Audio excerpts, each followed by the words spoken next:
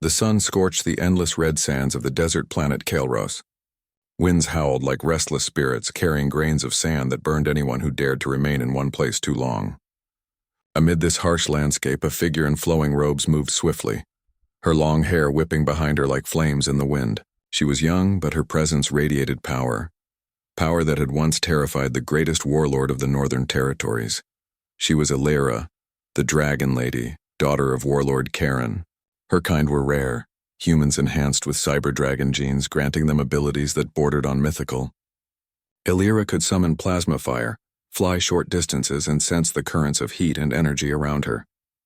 Yet despite all this, she was just a girl, only 19, and today she felt the weight of betrayal heavier than any desert storm. Her father had called her to the throne room that morning. Karen was a man carved from iron and stone, his face as harsh as the mountains that guarded his fortress. His armor gleamed even under the dim lights of the hall, and every movement he made spoke of discipline, authority, and fear. "Illyra," he said, his voice cold as the steel walls around them. "Your powers grow too fast. I cannot control what you may become." Illyra's heart pounded. She had always known her abilities were dangerous even to herself, but she had never thought her father would turn against her. "I only wish to help," she said softly, trying to keep her voice steady. "I can protect the kingdom." You do not understand," Karen interrupted. His eyes, dark and sharp, did not waver. "You are no longer safe here. Your potential is a threat to me, to all of us. You must leave today." The words hit her like a plasma blast to the chest. "Leave? Alone? Into the desert where only the reckless or the dead survived?" Illyra's mind raced. She had trained all her life for this moment, learning to control her flames, mastering her speed and agility. But none of that mattered if her father now saw her as an enemy. I cannot leave," she whispered, her voice trembling. Karen's gaze hardened. "You will. You have until sunset to cross the eastern dunes. Take only what you can carry. Do not return. If you survive, perhaps one day you will prove your worth. Until then..." His voice trailed off, leaving no words of comfort, only the echo of rejection. Illyra bowed her head, her pride warring with her fear. She turned away, her mind spinning with questions she could not answer. Why did her father fear her? Why could he not see that her strength could protect, not destroy? But there was no time for questions. Survival awaited, and she had no choice but to accept her fate. By mid-afternoon, she stood at the edge of the Warlord's territory. The fortress loomed behind her like a monument to human ambition, while in front of her stretched the desert, an endless sea of red and gold, shimmering under the oppressive sun. She had packed what little supplies she could carry, a small water purifier, a few rations, and a compact plasma knife. Her powers could give her an advantage, but even they would not save her from exhaustion, dehydration, or the mechanical predators rumored to roam the dunes. The first steps were the hardest. Every grain of sand burned her feet. Every gust of wind clawed at her eyes and throat. Her body ached and doubt gnawed at her mind. But even in the midst of despair, Illyra felt a spark of determination. She had survived training exercises meant to kill adults twice her age. She had tamed her own fire when it threatened to consume her, and she would survive this desert. She had to. As the sun dipped lower, casting long shadows across the dunes, Illyra paused to rest. Her body was tired, her lips cracked and her throat dry, but her eyes scanned the horizon with unyielding focus. She could see strange, distant shapes moving in the sand, possibly rocks, possibly creatures. Every instinct told her to hide, to conserve energy, but curiosity and a spark of defiance pushed her forward. Night fell quickly in the desert. The temperature dropped sharply, and the red sands became cold under her feet. Illyra built a small shelter from her cloak and some of the desert driftwood she found. Her powers hummed faintly in her chest, a reminder that she was not defenseless. She could create a shield of plasma around her, but she knew such a display would consume her energy too quickly. She needed to learn patience, restraint, and cunning. Around midnight, a distant roar echoed across the dunes. Her heart leaped. Mechanical predators, machines left over from old wars programmed to hunt anything that moved, were notorious here. Their sensors were precise and their jaws could crush bone with ease. She melted into the shadows, using the faint glow of her plasma senses to track the movement. The predator approached. It was larger than she had imagined, with armored plating and sharp claws designed to dig into flesh or metal. Illyra crouched, steadying her breath. She could attack, but direct confrontation would drain her too much. Instead, she used her powers subtly, heating the sand ahead of the predator so that it misread the terrain and stumbled. It hissed in confusion, scanning for prey. In that moment, Illyra slipped away, her steps silent and careful. By dawn, she had moved several miles, exhausted but alive. The desert was unforgiving, yet every challenge taught her something new. Her body and mind were adapting. Every mistake became a lesson, every danger a test of her courage and wit. For the first time, she began to understand that her father's fear might not be the end of her. It might be the beginning of something greater. As she climbed a ridge to survey the horizon, Illyra noticed a figure in the distance. It was unusual, moving with a deliberate precision among the shifting sands. At first, she thought it was another predator, but then she saw the small tools strapped to its belt, the light glinting off metal in a way that spoke not of war but of craft. Illyra watched, her curiosity piqued. This stranger did not approach immediately, only observed as if waiting. There was something about the way the figure moved, careful, intelligent, and confident, that felt different. For the first time since her banishment, Illyra felt a flicker of hope. Perhaps this desert, though harsh and cruel, was not entirely empty. Perhaps help, or at least understanding, could exist even here. As the sun rose, painting the dunes in shades of fire and copper, Illyra made her choice. She would survive. She would master her powers. And if this stranger in the distance was who she thought it might be, a mechanic, a genius, someone who could see beyond fear, then perhaps she would not be alone in the desert after all. With renewed determination, Illyra pressed onward, her eyes fixed on the horizon, her mind already plotting the next steps of survival, and her heart ready for the challenges that lay ahead. The desert was vast, dangerous and merciless, but she was Illyra, Dragon Lady of Kelros, and she would not be defeated. The desert of Kelros stretched endlessly before Illyra, a sea of red and gold sands that seemed to swallow the horizon.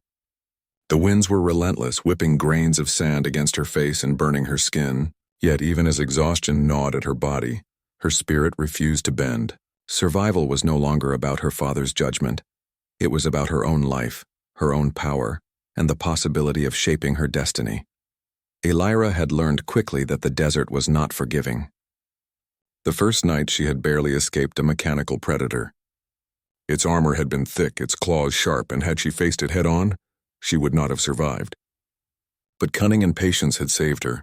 The experience left her alert, her senses sharpened, and she began to see the desert not just as a challenge but as a teacher. By mid-morning, she found a small canyon that provided shelter from the harsh sun. Here she set up a temporary camp. Using her powers, she created a small controlled flame that heated water from a hidden underground spring. The water steamed in the cold morning air, and Illyra drank deeply, feeling strength returning to her body. It was a simple act, yet it reminded her that intelligence and resourcefulness often mattered more than raw power. Days passed, each bringing new lessons. She learned to read the patterns of the wind to find underground water, to follow the tracks of desert animals for food, and to avoid zones where radiation spikes from the planet's unstable core made survival impossible. Her dragon abilities were useful, but Illyra realized that relying solely on them would be a mistake. Power without strategy could be deadly. One afternoon, while exploring a ridge overlooking the dunes, she noticed something unusual, a pile of metal debris glinting in the sunlight. Her curiosity piqued, she approached cautiously. It was an abandoned mining drone, rusted and broken but still intact in many parts. Illyra's eyes lit up. She had always been fascinated by machines, and now she had a chance to create something that could aid her survival. Using scraps from the drone, she began to repair and modify it. She reinforced its chassis with sand-hardened metals, rewired its energy core, and even programmed simple scouting routines. The process was exhausting, but it reminded her of lessons from her training: patience, focus, and precision. By the end of the week, the drone could scout the surrounding dunes, detect predators, and even help gather water from hidden springs. One evening, as she rested beside her newly repaired drone, A shadow moved across the ridge. Elira's senses went on high alert. She crouched low, letting her body merge with the shadows, and waited.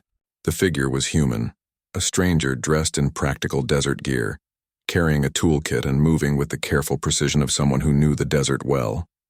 Elira's Fike. The twin suns of Kelros rose slowly over the dunes, turning the sand into a sheet of gold and copper. Elira stood at the edge of her small camp, her cloak wrapped tightly around her shoulders. Beside her, the drone she had rebuilt hummed softly, scanning the area for movement. Life in the desert had become a rhythm. Wake early, gather water, test machines, train powers, rest briefly, then do it all again before the harsh heat returned. Yet today felt different. The air was heavier. Her instincts told her something was about to happen. In the distance, a figure moved across the sand, walking with long, steady steps. Elira had seen him before, and the man who watched her from the ridges. He carried a large toolkit on his back, wires hanging from its edges like vines from an ancient tree. His face was shaded by protective goggles and a cloth mask, but his movements were careful and precise. Elira's heart beat faster. She had grown used to being alone. The desert had made her cautious, teaching her that every stranger could be danger. Yet something about this mechanic's quiet patience stirred her curiosity. She decided that today she would no longer hide. When the man reached a distance close enough to speak but far enough for safety, he raised a hand in a slow greeting. "Good morning," he called, his voice deep but calm. "I've been seeing your work on the drones." "That's fine engineering." Elira narrowed her eyes. "Who are you?" she asked. Her voice carried across the sand, sharp but not aggressive. The man lowered his hand. "Name's Kalen. I repair machines out here. I trade parts, fix what I find, and try to stay alive." He gestured to her drone. "Yours is different. You're different." Elira stayed silent for a long moment. She could sense the heat of his body, the small energy core at his belt, and the faint electric hum of his tools. Nothing in his stance signaled attack.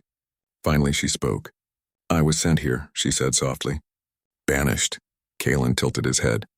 "Banished? You don't look like someone who gives up." "I didn't," Elira replied, "and I won't." Something flickered in Kalen's eyes, as if he understood more than he let on. He took a careful step closer. "Then maybe we can help each other. The desert takes everything if you try to face it alone." Elira hesitated. Her father's voice echoed in her mind. "Trust no one, show weakness to no one." But another voice rose inside her, her own, reminding her that survival sometimes meant partnership. She nodded once. "We can talk." They sat in the shadow of a dune, the heat shimmering around them. Elira kept her drone between them as a silent guard. Kalen removed his mask, revealing a weathered but kind face with dark eyes. He looked older than she expected, with silver streaks in his hair, but his hands were steady and strong. "I've been in the desert for years," he said, sipping from a small water flask. "Machines break down, people get lost, storms bury whole settlements. But I've also seen people build new lives out here. I think you could be one of them." Elira tilted her head. "You don't even know me." Kalen smiled faintly. "I know enough. I watched you take apart that mining drone. Most people would have given up or smashed it for scrap. You rebuilt it. You adapted. That's rare." The compliment warmed Elira more than the sun. She had been called dangerous, unstable, and reckless. Rare was new. In the days that followed, Kalen began visiting her camp regularly. He never pushed, never demanded, but always brought something useful. A coil of wire, a fragment of solar panel, a new set of filters for the water purifier. In return, Elira shared some of her knowledge about the desert currents, showing him how she used her plasma sense to locate underground heat pockets. Slowly, trust began to grow. One evening, they worked together on improving her drone. Kalen showed her how to reroute its power flow for longer scouting trips. Elira added a plasma heat sensor to its frame, allowing it to detect predators even through sandstorms. "This," Kalen said, tightening a bolt, "is what makes us human. Not just surviving, but inventing, improving, thinking ahead." Elira watched his hands, his focus, the way he spoke. She realized he was right. Her powers gave her an edge, but it was her mind, her creativity, her drive, that had truly kept her alive. Later that night, as they sat near a small fire of heated stones, Elira spoke softly. "My father feared me. He thought I would overthrow him. Kalen glanced at her, his face calm. Maybe he didn't understand you. Fear often hides ignorance, but what matters now is what you do next. Alira stared into the fire. I want to be more than a weapon. You already are, Kalen said. You just haven't seen it yet. Their routine soon became more adventurous. They traveled together to scavenge old wreckage fields where battles had once taken place. They built traps to capture small desert creatures for food. They developed a network of sensor poles around their camp to warn of incoming predators. During one expedition, a mechanical predator ambushed them, and a sleek, four-legged machine with glowing red eyes and retractable claws.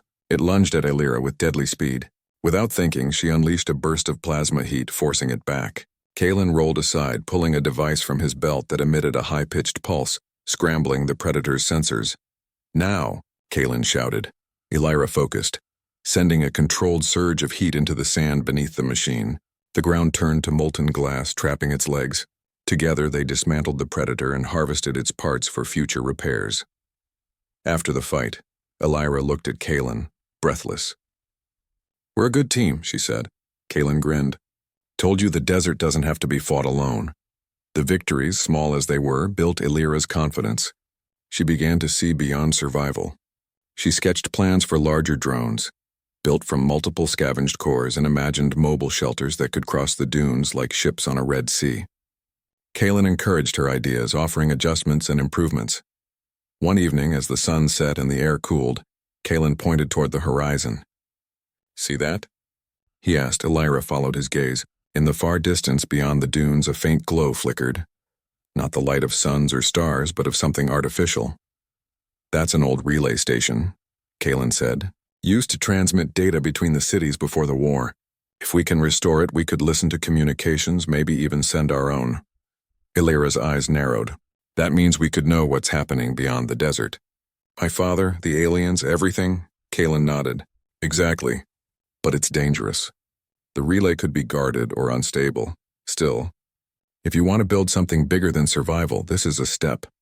Alira felt a surge of excitement. She had been waiting for a purpose, a goal that stretched beyond her own survival.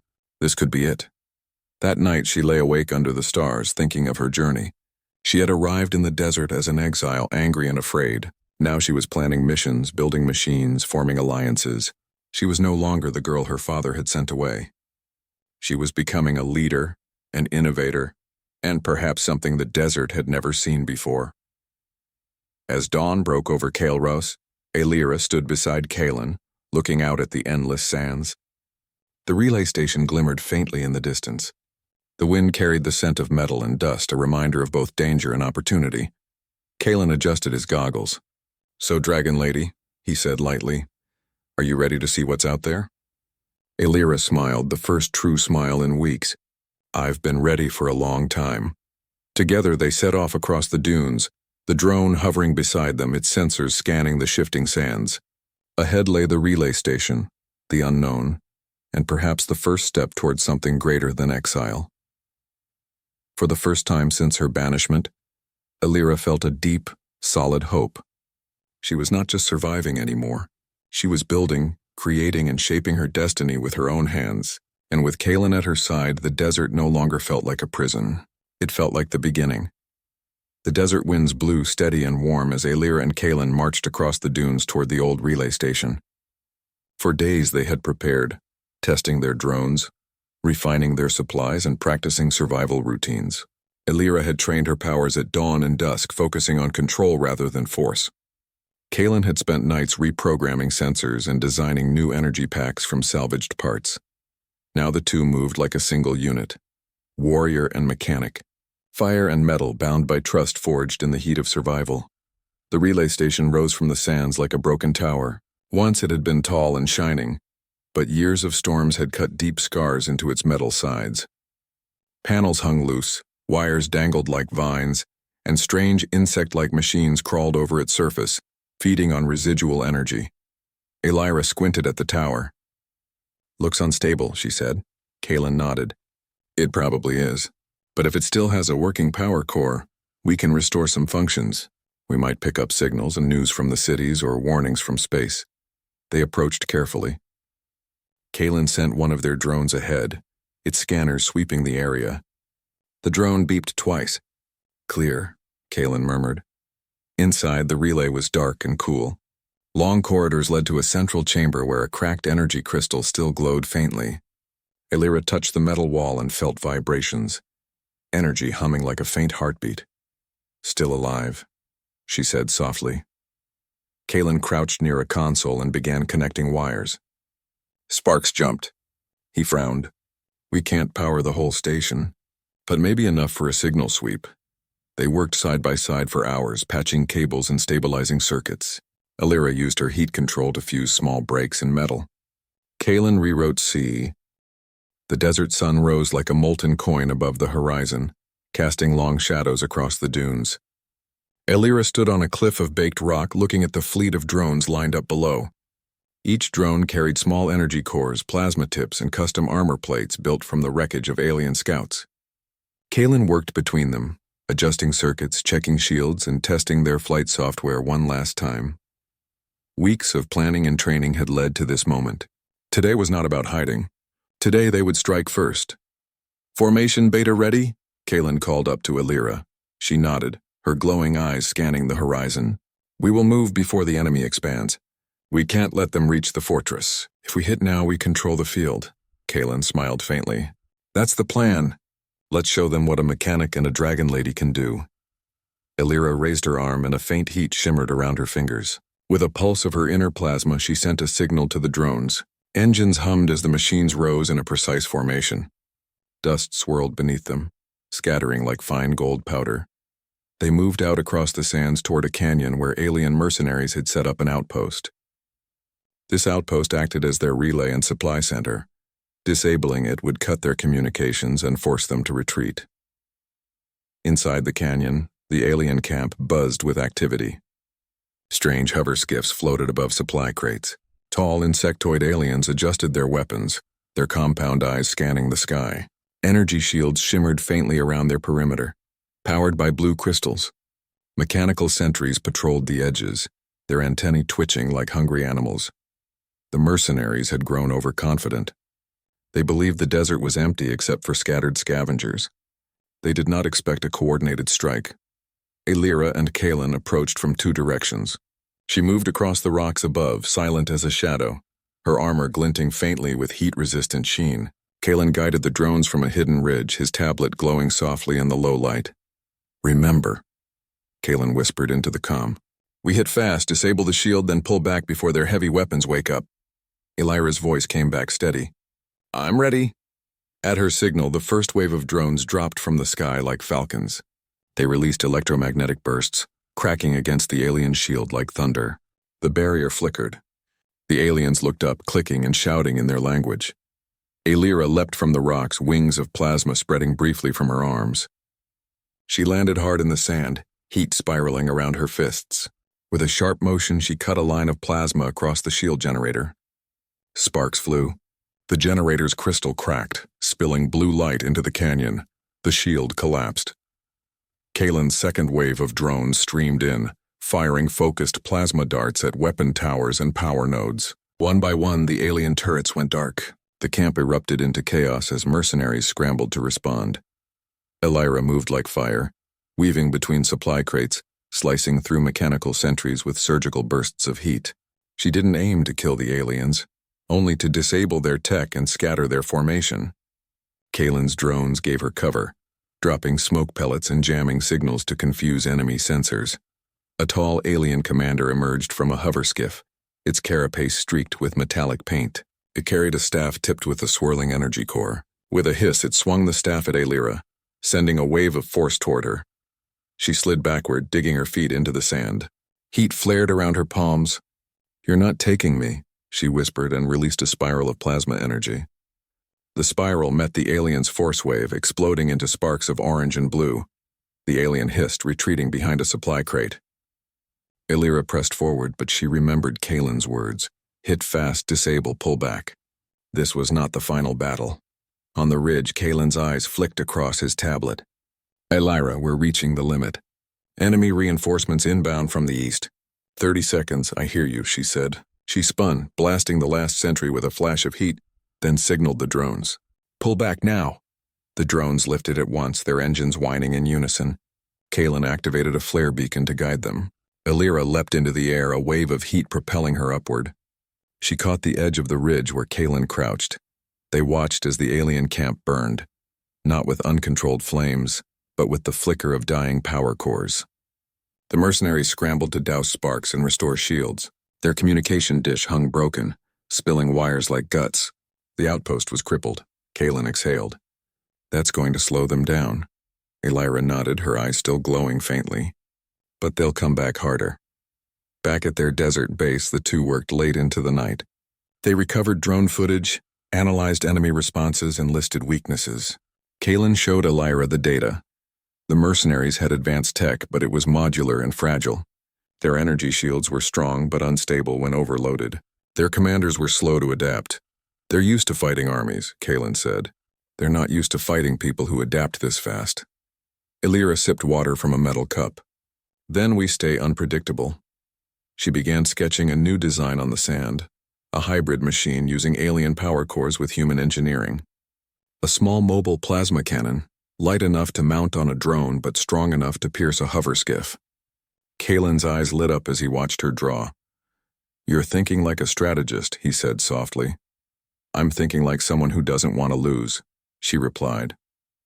As days passed, their success echoed in the desert. Scavengers and wanderers began hearing rumors of a dragon lady and her mechanic ally striking at alien mercenaries. Some even came to offer help. Pilots, engineers, and ex-soldiers banished from the cities. They built small shelters near Illyra's base, offering spare parts and hands for building. For the first time, Illyra realized she was becoming more than a lone fighter. She was a leader. One evening, as the newcomers worked, Illyra and Kaelin stood on a dune, looking at the flickering lights of their growing camp. They're here because of you, Kaelin said. You gave them hope. Illyra shook her head. They're here because they're tired of being afraid. Maybe, Kaelin replied. But you showed them it's possible to fight back. She looked at him and allowed herself a small smile. We'll need them. The next attack will be harder. And it was. 3 days later, their sensors detected a massive energy surge to the north. The mercenaries had deployed a warship, a hovering fortress bristling with weapons and shields. It moved slowly but steadily across the desert, its shadow stretching like a storm. They're coming for us, Kaelin said grimly, watching the data stream. Illyra stared at the map. Then we hold the line. She gathered the volunteers and spoke to them under the blazing sun. Her voice was calm but strong, carrying across the camp. She explained the stakes, the fortress, the mercenaries, the threat to every settlement in Calros. She outlined their plan. Hit the warship's power nodes, disable its weapon turrets, and force it to retreat. No one would be left behind. The volunteers listened, some afraid, some excited. But when she finished, they raised their fists and tools in silent agreement. They would fight. That night, Illyra and Kaelin stood at the edge of the camp watching the stars. The hum of drones and engines filled the air. Beyond the dunes, the glow of the alien warship pulsed like a second sun. Kaelin looked at her. We might not win tomorrow. Illyra's eyes glowed softly. We will, not because we're stronger, because we're smarter, and because we fight for something real. He smiled. That's why I follow you. She blinked, surprised. You don't follow me. We're partners. Kaelin nodded once. Partners? They stood together in silence, feeling the wind on their faces. Tomorrow the desert would shake with fire and steel, but tonight, under the stars of Calros, they were ready. Illyra closed her eyes and felt the plasma in her veins hum with power. The desert had given her strength. Kaelin had given her purpose, and the people had given her a cause. The mercenaries thought they could erase her. They were wrong. Tomorrow would be the test. Tomorrow the desert would roar with the fire of a dragon lady and the brilliance of a mechanic who saw her true potential. The sun had barely risen over the dunes of Calros, painting the desert in gold and red, when Illyra stood atop a ridge, her cloak fluttering in the wind. The hum of drones filled the air, a chorus of engineering and energy, each machine poised like a soldier in formation. Behind her, volunteers and scavengers worked quickly, checking weapons, reinforcing barriers, and readying supplies. Across the desert, the alien warship loomed like a metallic storm, its weapons blinking, its energy shields glowing faintly. The mercenaries had not expected resistance, not this early, not from exiles and scavengers. Yet here they were, Elira, the dragon lady, and Kaelin, the mechanic who had seen her true potential. Elira's heart pulsed with a steady rhythm, plasma energy humming lightly in her veins. She did not feel fear, only focus. Today was the day they would test everything they had learned: survival, strategy, and teamwork. Kaelin stepped beside her, checking the drone controls one last time. "All units ready," he said. "Drones, shields, energy packs, and everything green." Elira nodded. "We move at first light. Remember fast strikes, minimal exposure. Hit the nodes, disable weapons, retreat if necessary. We're not reckless." The drones rose into the morning sky, forming intricate patterns. Some carried small plasma blasters. Others had sensors and jamming devices. Elira and Kaeli,